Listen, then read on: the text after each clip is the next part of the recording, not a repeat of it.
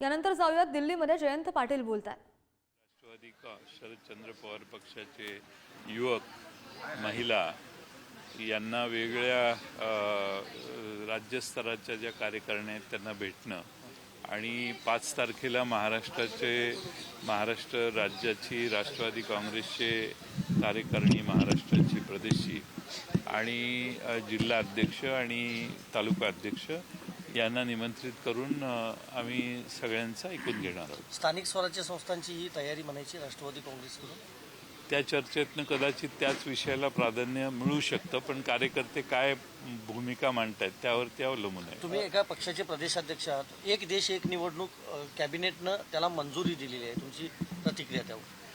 एक देश एक निवडणूक या घोषणा या अनेक दिवस चालू आहेत।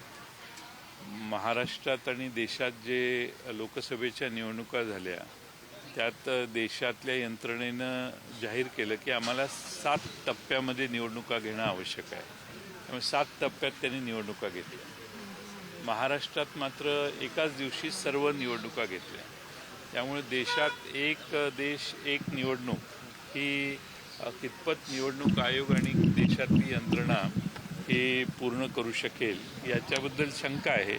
त्यासाठी जे निर्णय घेणारे आहेत ते त्याची काळजी घेतील अशी अपेक्षा आहे। निकाल लागून इतके दिवस झाले आहेत, अजून मंत्रिमंडळ अस्तित्वात नाही। मुख्यमंत्री 2 दिवस दिल्लीत येऊन गेले, खात्याचे मंत्री म्हणून 2 उपमुख्यमंत्र्यांकडे अजूनही खाती नाही आहेत, अधिवेशन सुरू होतंय। दिल्लीत भेटीगाठी सुरू आहेत, त्यांना मेजॉरिटी मिळालेली आहे। त्यांच्यात खाते वाटप आणि जागा वाटप म्हणजे कुणाला किती मंत्री द्यायचे याचे निर्णय घ्यायला वेळ लागतोय। त्यांना इतका वेळ लागण्याची आवश्यकता नाही, कारण निकाल लागून बरेच दिवस झाले, अजूनही वेळ लागतोय।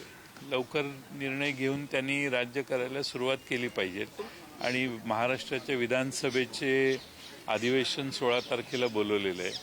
किमान त्या मंत्र्यांना 2 दिवस आधी तरी विषय कळला पाहिजे अशी अपेक्षा आहे। विरोधी पक्ष नेतेपदासंदर्भात काही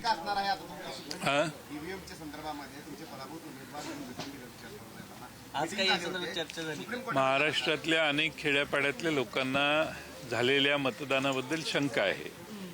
त्याचा फटका ज्या उमेदवारांना बसला ते उमेदवार आपापल्या लोकांच्या भावना लक्षात घेऊन आणि गावच सांगत असतील की आम्ही तुम्हालाच मतदान केलं तर त्या EVMचा माहिती घेण्याचा प्रयत्न ते करतात।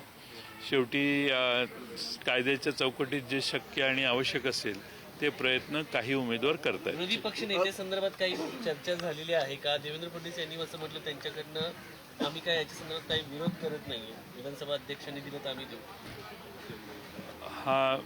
सरकारी पक्षांनी विधानसभा अध्यक्षांना मान्यता दिली की नेमायचं हरकत नाही तर विरोधी पक्षनेता निवडला जाईल, कारण संख्या आमची तशी अपुरी आहे।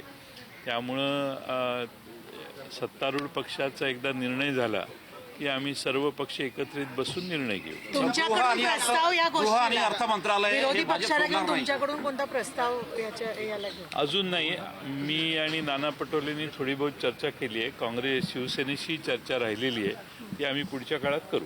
गृह आणि अर्थ मंत्रालय भाजप सोडणार नाही असं त्यांचं म्हणणं आहे, त्याच्यावरून वाद सुरू आहे महायुतीमध्ये। नाही, शेवटी कसं आहे, सत्ता मिळाली की सगळे वाद मिटतात। त्यामुळं मला तशी काही अपेक्षा नाही की त्यांच्यात फार मतभेद होतील। शेवटी कुणाचंही धाडस नाही सत्ता सोडून फार स्वाभिमान दाखवण्याचं, त्यामुळे सगळे मान्य करतील। भारतीय जनता पक्ष जे सांगेल ते नाईलाजाने मान्य करून सरकारमध्ये सहभागी व्हावं लागेल। त्यामुळे फार अपेक्षा ठेवायची आवश्यकता नाही।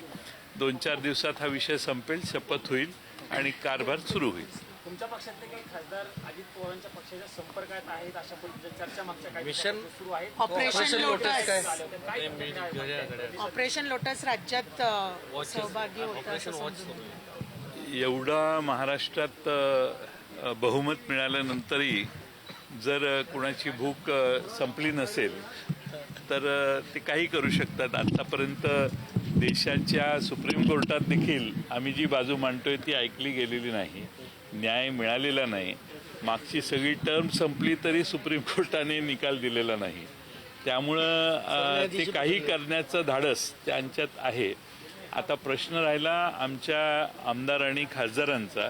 ते पूर्ण ताकदीने एकसंघ आहेत आणि मला खात्री आहे की आमचे 10च्या 10 आमदार 8च्या 8 खासदार हे पवारसाहेबांच्या मागे एकसंघपणाने उभे आहेत. मराठवाडा असंतोष पाहायला मिळतोय.